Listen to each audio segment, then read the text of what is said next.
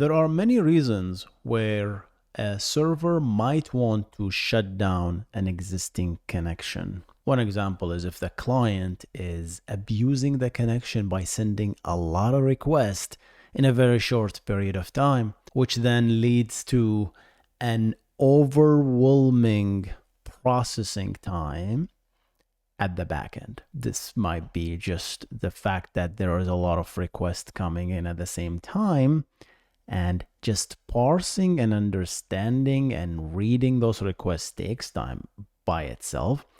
And then not to mention also the actual processing time for those requests. These are two different things. So the server might say, hey, that's a little too much for me. Let's agree to close the connection. Another reason is that the server is overwhelmed in general, not by this particular client, but by other background operations. And there's like not enough memory, not enough CPU, and the implementer of this protocol decided to say, hey, let's free up this connection, let's close this connection, and maybe the client is not there, and maybe this client is not important enough. So let's just close that connection to free up some memory so I can breathe a little bit. Another reason, which is also common, is I'm not really overwhelmed per se, but this particular connection has been used and overused for a very long time. Tons of requests has been sent on it. Tons of responses have been streamed on it. Massive number of data structures have been cached and left there. You might say that's just bad programming practice. Why don't we just clean up after each request? Yeah. Easier said than done, to be honest. Caching reasons, hey, I might use this later, this memory structure, let's keep it over there, but the next request comes in and we forget about it, or we just say, hey, this area I might use it later, but it ended up never being used. There is many reasons that there are resources occupied by this single connection, and it's just there. So when you close the connection, you're telling the applications, in this case the backend application, to say, hey, just close this connection and destroy any related memory data structure. This is especially true for object-oriented programming, where there are an object within an object and a nested object, and all of these things are heavy. This just occupy memory. So you want to just flush all this stuff. Let's just get rid of it. I don't need to maintain all of this stuff. So a common practice is if you reach a certain number of requests per connection, you would tell the backend web server or even reverse proxies to just close the connection, or tell the client to close the connection and establish a brand new one. I'm not telling you to just go away forever. No, just come back with a new connection and we'll talk. Let's just come back. But this time you're going to come with a new connection, fresh. There's a new file descriptor. None of the old crap is there. Everyone's happy. It's clean. So that's a common practice that we do. And this tells me that there is this need to shut down a connection, to close a connection. You might say, well, Hussein, can't we just do a reset? Can't we just do a fin? You can. It's just a little harsh to do that. It's harsh to just shut the door on people's face. That's not nice. Is it nice? That's not nice. It's not nice. So what we do is we do graceful shutdown. And that's the topic of today backend engineering show. How about we jump into it? Welcome to the Backend Engineering Show with your host Hussein, Nasser, and Graceful Shutdown is a very important important backend application notion. You want to tell the client to close and clean up after itself, but you want to do it in a way such that we can essentially give chance to both the server and the client to do maintenance.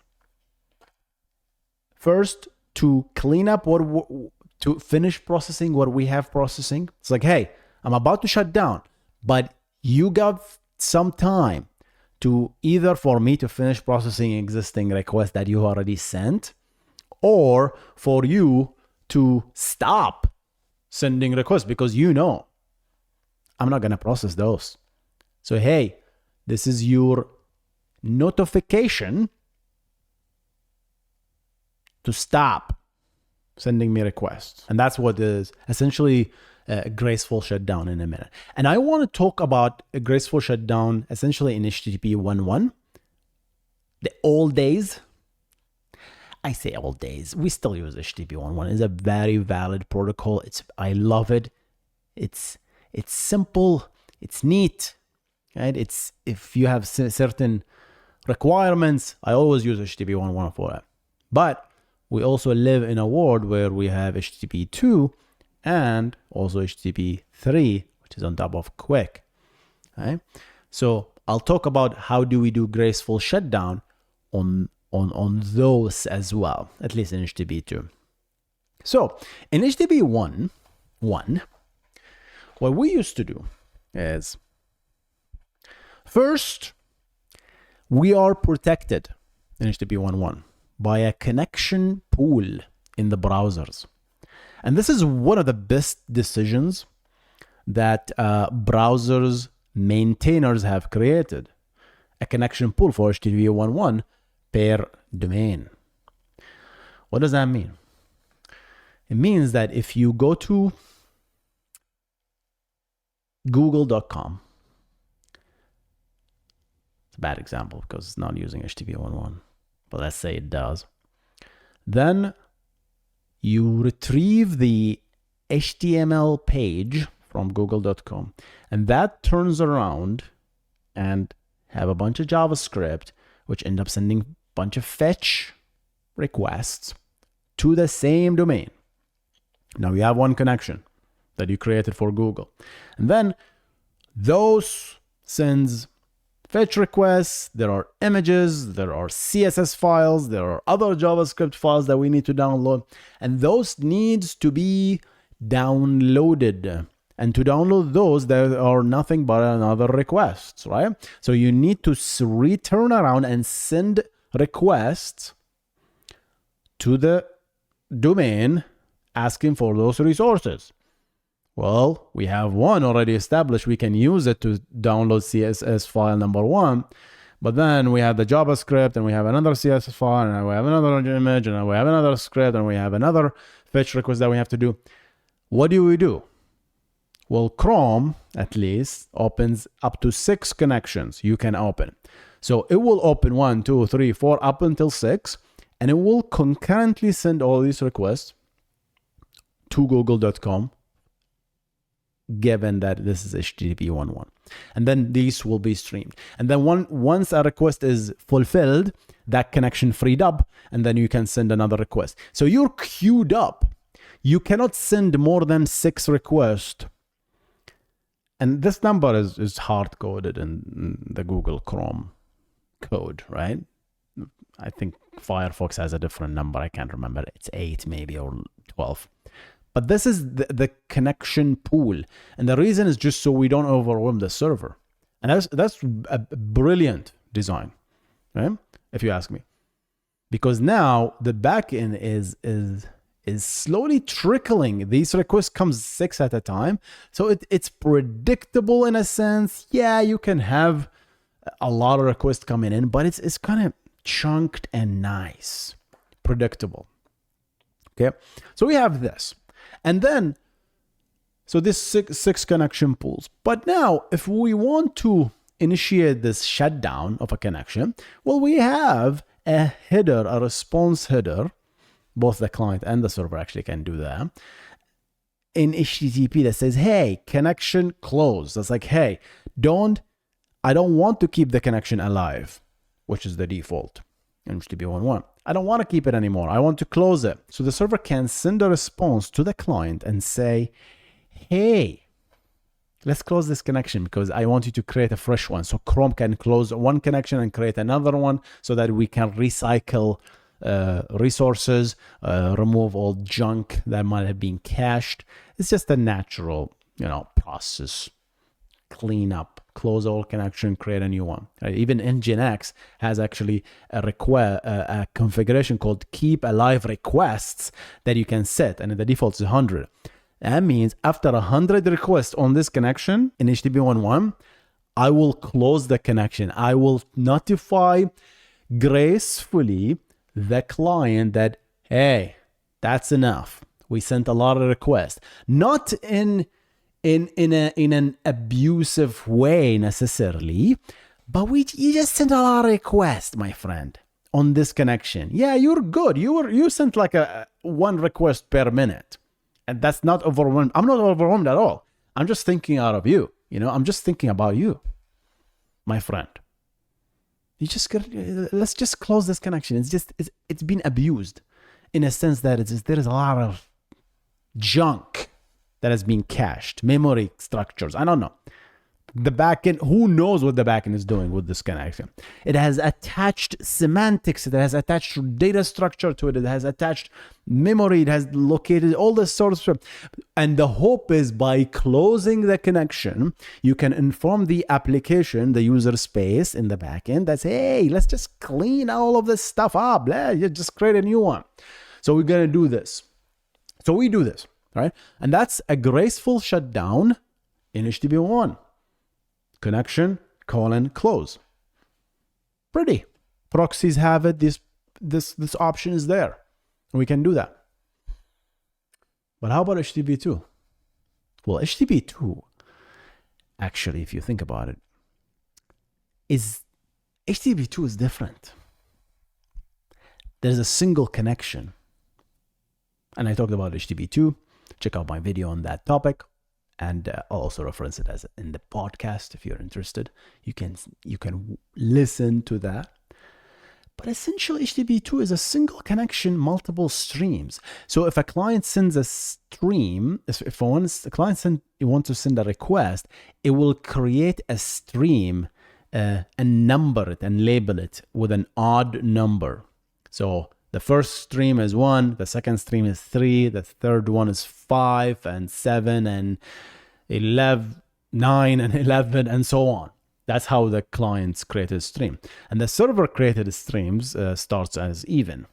They're very rare because the only option for server HTTP 2 streams are the HTTP push, which has been permanently disabled. I would say indefinitely maybe disabled. I don't know if it's gonna be enabled at all. It's just problematic and it says like, let's not do it. You can create if you want to send a new request, just create a new stream and send it. It's the same pipe, it's the same connection, but you can send a lot of requests. Now, how many? That's a problem. We didn't have an HTTP 1.1. In HTTP 1.1, we had a pool. We have a beautiful connection pool. It's pretty. It used to limit us. And a badly behaved page may request 100 resources, but those will trickle in HTTP 1.1, 6 at a time to the backend. And the backend can handle 6 at a time per user. That's fine. But what does it mean in HTTP 2? In HTTP 2, there is no such limit. There is no such pool in the client side. There is a maximum concurrent stream that can be negotiated between the server and the client. The server say, hey, here's the maximum number of concurrent streams, i.e., if you have, this is how many streams can be open at a given time, which kind of, you can think of it as stream as a request in HTTP2. In this particular case, it's the same. Now gRPC overloads that and uses it for bidirectional stuff and way more features, but let's keep it simple. Request response. We love that stuff. So that default is, I think it's 100, sometimes 200, but 100 is still a lot. So that is why, if you ever run into this problem before, I mean, when HTTP got popular, the moment you switch HTTP to, it's just a bit that say, hey, server now supports HTTP2. You just advertise that in your ALPN during TLS. And the client, Chrome's of course supported, your websites, all of a sudden, sometimes you start seeing failures. Why? Because the client will just send request. There is no pool anymore. There's just, oh, I can send 100 requests. When I used to send 6 at a time, I can send 100. It will just send. There is no queue anymore for a connection pool. It doesn't exist. It's one connection, and we can send all these requests at the same time. And what happens is, backend started getting overloaded by just turning that bit. Many examples on the web, you can see this. And of course, the solution is add more hardware to the backend, spin up more servers. That works, but without understanding the core of the problem, you'll be left wondering what happened. And to me, that's not the way I work as an engineer. I always want to get to the bottom of things. And shameless plug, if you want to understand the fundamentals of backend engineering, head to backend.win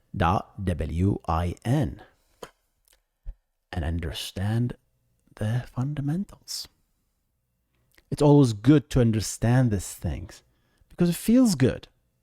You're not blind anymore. So then we have a problem with this now.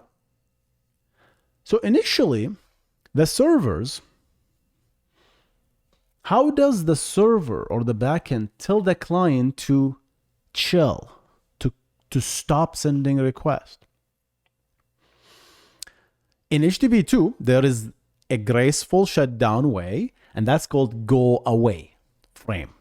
It's a setting frame, just like how the server tells the client, hey, let's use 100 concurrent stream. Hey, this is the window size for this stream. Hey, this is the maximum number of concurrent stream. You can send, as a server, you can send to the client GoAWAY frame. And in it, you include the last stream number that you promise will be processed. Anything above that, you're telling the client that, hey, I cannot promise that I'm going to process more. For the longest time, that was like 2017, 2018, right? When HTTP2 started being popular.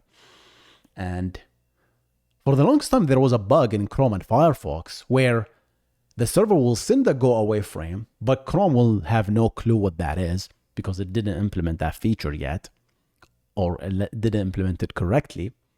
And I'll reference the bug number if you're interested. It is, actually, for those interested, it is 40555-364. That's a Chrome bug, if you want to go back and read that.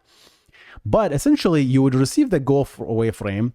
Let's say the client sent 50 requests. That is whatever the last stream ID. Let's say it's I'm going to make it simple, 101, right? So that's the 101 stream, because remember, it's always odd number. The server will say, hey, 101, GoAWAY 101. That means it will tell the client that, hey, the last stream I'm going to promise to process is 101. Anything above that, I'm going to shut down this connection.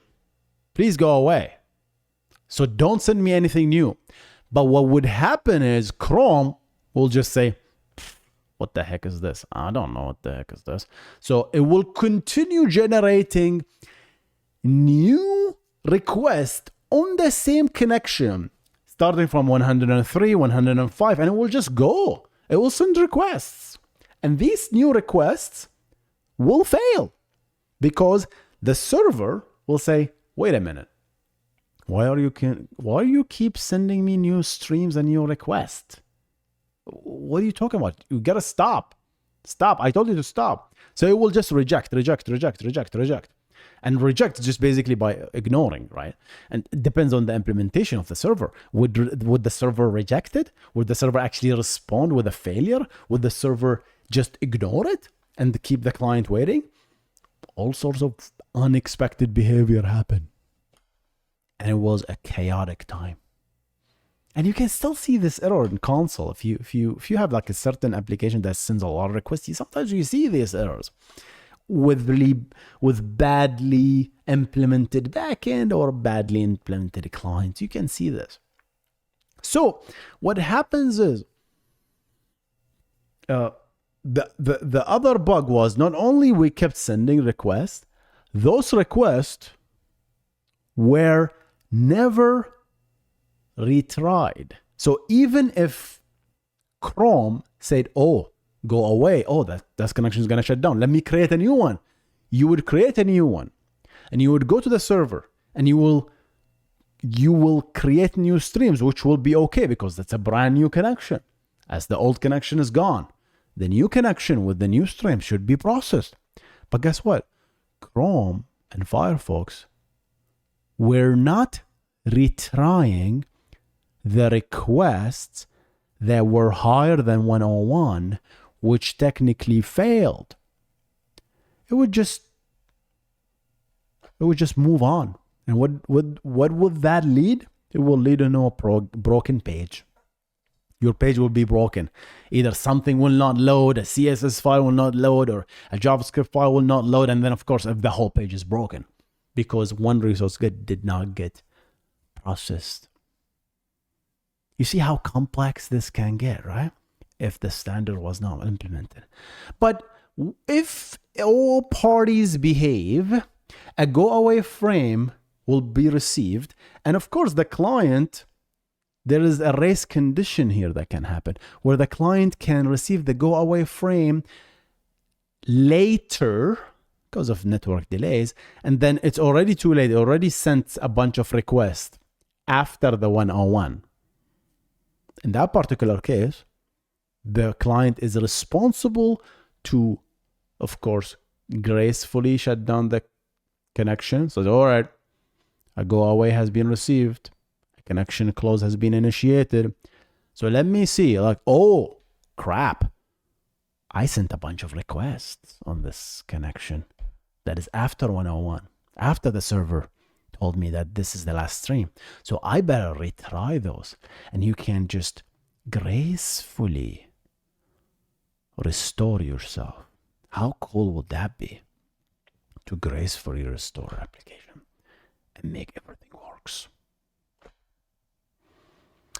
So that's what I wanted to talk about today. Summary. Graceful shutdown. Very critical. We need it. Badly behaved client, maintenance, a connection that needs to go away, even if the server is not overloaded, but just like, let's just close this connection and create a new one, a fresh one. So all the data structure that is related to this connection goes away, and we inform the backend, and hopefully the backend is smart enough to know that the closing a connection, let's find all the related data structure and just wipe it so that the new ones will be new ones will be created. Related caches, perhaps stale or not, really, just go and let's create a brand new one. So yeah, and this is like a decision to the backend. Maybe some caches might not be discarded. They can be reused for the new application, for the new connection. It's all up to the client. But that's how you do graceful shutdown in HTTP 1.1 and HTTP 2. And I thought I'll talk about that. I thought it's a very interesting topic, especially the GoAWAY thing here. Okay? I hope you enjoyed this episode, and I'm gonna see you in the next one. Guys, stay awesome.